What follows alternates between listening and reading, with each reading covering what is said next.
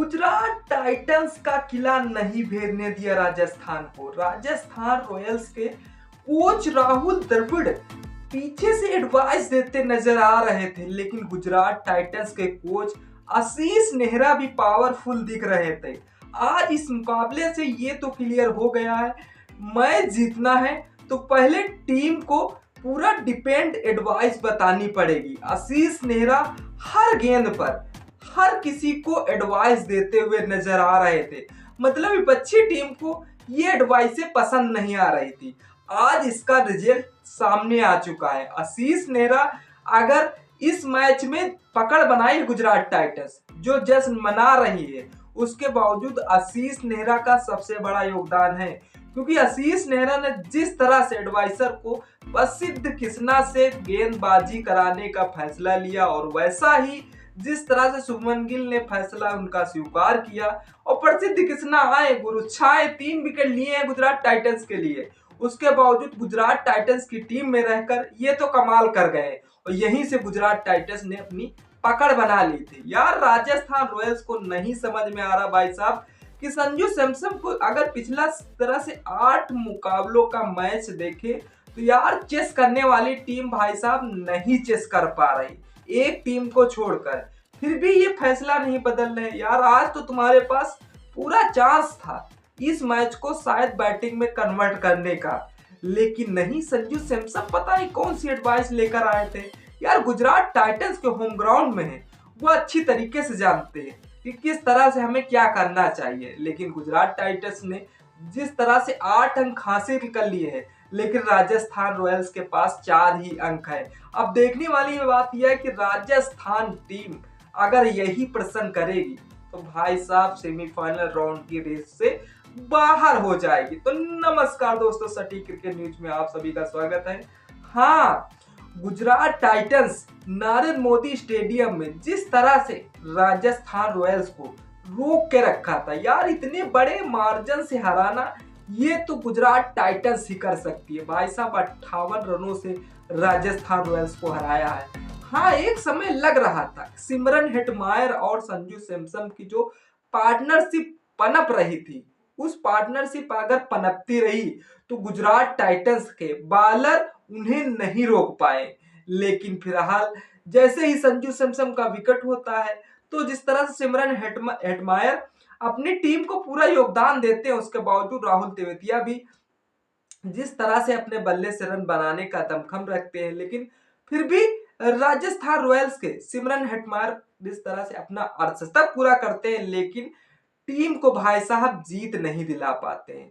तो दाद देने हो गुजरात टाइटंस के बॉलरों की, क्योंकि जिस तरह से प्रसिद्ध कृष्णा ने भाई साहब 3 विकेट चटकाए, उसके बावजूद राशिद खान ने कमाल की गेंदबाजी की, बल्ले से रन भी बनाए राशिद खान ने, उसके बावजूद राशिद खान ने वो करिश्मा किया है जो शायद राशिद खान ने करना चाहिए। उस और जिस तरह मोहम्मद सिराज ने भी आज की कमाल की गेंदबाजी की है। देखने वाली बात है कि जिस तरह से प्रसिद्ध कृष्णा ने 4 ओवर फेंके 24 ही रन दिए थे, उसके बावजूद साई किशोर ने जिस तरह 2.2 गेंदे फेंकी 20 रन दिए, 2 विकेट चटकाए, और राशिद खान ने 4 ओवर में 37 रन दिए, 2 विकेट चटकाए। तो कहीं तक राशिद खान का फॉर्म अब जो कहीं गुम हो गया था भाई साहब, अब वह धीरे धीरे वापिस होता हुआ नजर आ रहा है। राशिद खान ने अपने बल्ले से रन भी बनाए और जिस तरह से विकेट चटकाए, तो गुजरात टाइटंस कहीं तक लय पकड़ चुकी है भाई साहब। 5 मुकाबलों में 4 मुकाबले लगातार जीतना ये भाई साहब गुजरात टाइटंस ही कर सकती है, लेकिन उसके पीछे जो एडवाइस देने वाले सबसे बड़ी आशीष नेहरा की भाई साहब तार देनी होगी। मतलब बंदा कोई किसी गेंद पर अगर किसी फील्डर से मिस फील्डिंग होती फिर भी एडवाइस देगा, अगर कैच तारीफ होता फिर भी कहता है कि ये कैच इसकी नहीं इसकी थी। मतलब हर समय कीड़ा करना ये शायद गुजरात टाइटंस के लिए एकदम सही साबित होता है। आज देखा आपने गुजरात टाइटंस कहां तक पकड़ बना बैठी थी, और गुजरात टाइटंस ने जिस तरह से इस मैच में पकड़ बनाई है भाई साहब, वो कहीं तो शुभमन गिल की कप्तानी में लीडरशिप दिखने लगी है।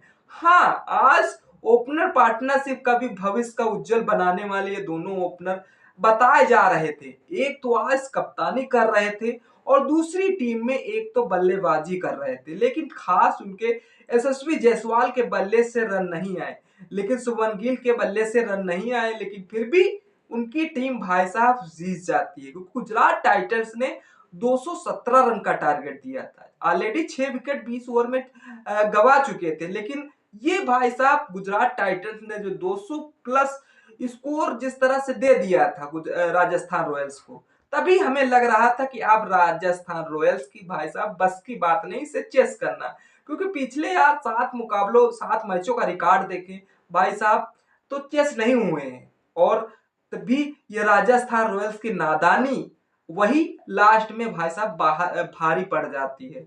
उसके बावजूद जिस तरह से राजस्थान रॉयल्स ने 159 ही रन बना पाई, और जिस तरह से 19.2 गेंदों में ऑल आउट टीम हो गई। देखने वाली बात है, सिमरन हेटमायर ने बहुत ही अच्छा खेला। जिस तरह सिमरन हेटमायर और संजू सैमसन की ओपनिंग पार्टनरशिप पनप रही थी, अगर इसी तरह से पनपती रही तो शायद यह गुजरात टाइटंस इसे हार का सामना करना पड़ता, लेकिन सिमरन हेटमायर का 32 गेंदों में 52 रन ही बना पाए, जिस तरह संजू सैमसन 28 गेंदों में 41 रन बना पाए, रियान पराग 14 गेंदों में 26 रन बना पाए।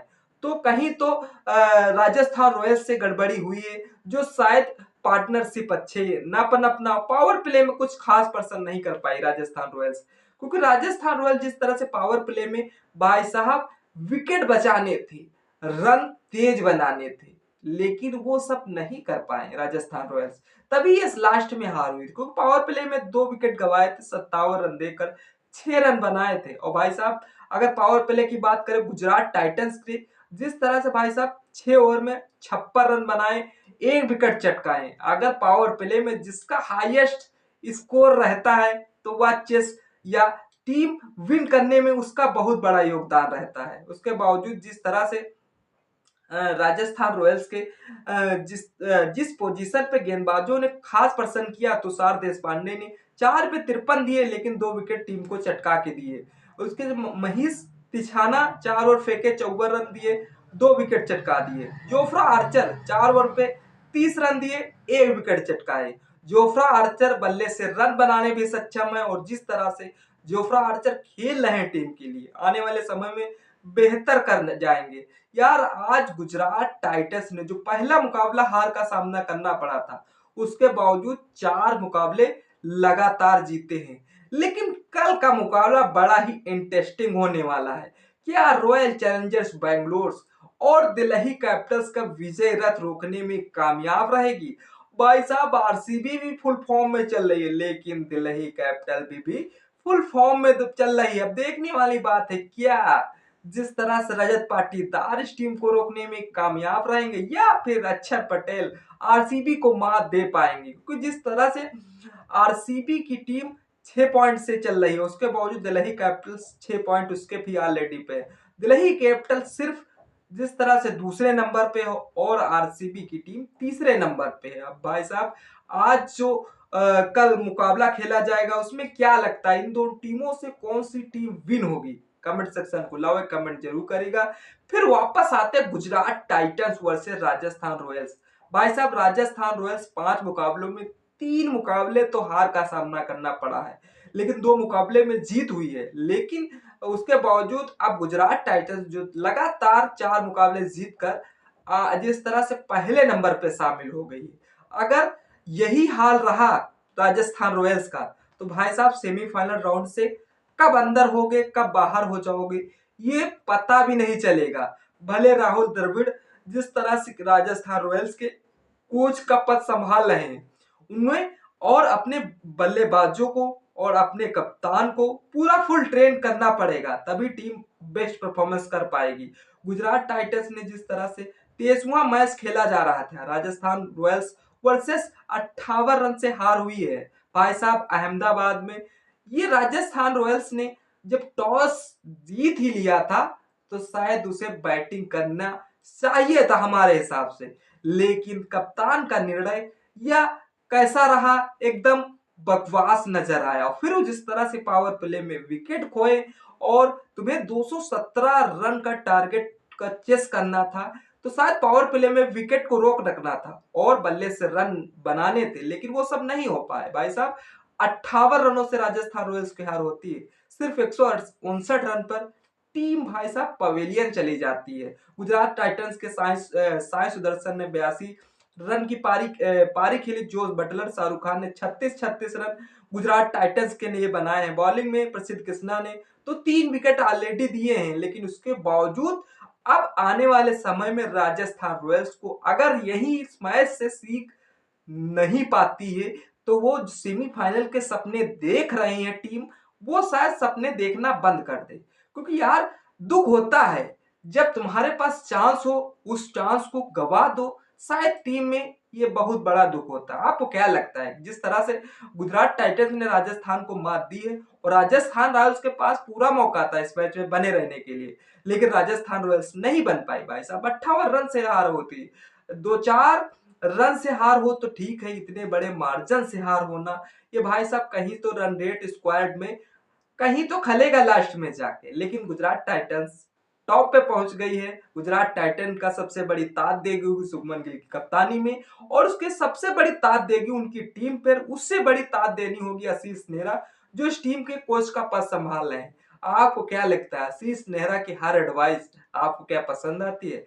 कमेंट सेक्शन खुला है, कमेंट जरूर करिएगा। वीडियो अगर अच्छी तो लाइक शेयर कमेंट करना ना भूले। तब तक के लिए जय हिंद, जय भारत।